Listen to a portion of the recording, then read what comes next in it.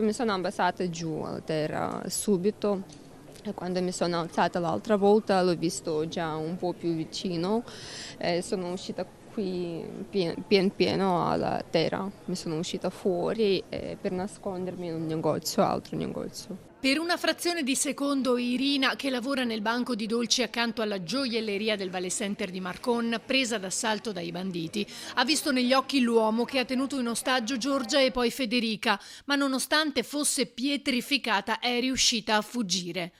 Non è facile tornare alla normalità dopo un simile shock, mentre a caccia ai banditi con posti di blocco in tutta la regione, estesi anche ad alcune confinanti come il Friuli Venezia Giulia. Varie le ipotesi dei carabinieri. La prima, quella di una banda arrivata dal sud, con il modus operandi che ricorda quello di rapine commesse in Puglia o in Campania.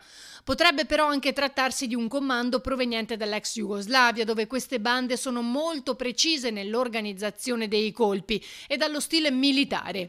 Infine, un gruppo di giostrai che spesso utilizzano armi lunghe proprio come quelle della rapina in gioielleria. Mai avremmo immaginato in un centro commerciale alle 7 di sera, senza spudoratezza. Avevano secondo me fatto il sopralluogo già qualche ora prima, nei giorni precedenti sicuramente, perché era molto comodo svaligiare quest'ala del centro in quanto c'è una porta proprio di sicurezza attaccata al negozio, quindi era molto facile entrare e uscire da qua. Non sarebbe stato possibile individuarli e fermarli al momento.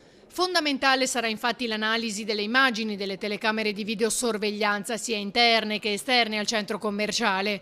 Nel frattempo le due commesse sono state nuovamente interrogate. Ho avuto modo di parlare con Giorgia in primis e ho visto ovviamente una ragazza provata da quello che è stato un avvenimento assolutamente straordinario e ho parlato con le restanti dipendenti, c'era anche da parte loro una situazione particolare di agitazione, è da dire che però ho fatto i complimenti per il sangue freddo che hanno dimostrato, la tranquillità dimostrata, ma ce lo diciamo anche, lo diciamo forte, davanti a una banda organizzata, armata fino ai denti come quella che ha visto rapinare ieri sera questa gioielleria, difficilmente anche le forze dell'ordine avrebbero potuto contrastare un avvenimento di questo tipo. Un elemento che potrebbe poi essere molto utile per gli investigatori riguarda il bandito che ha preso in ostaggio Giorgia usandola come scudo.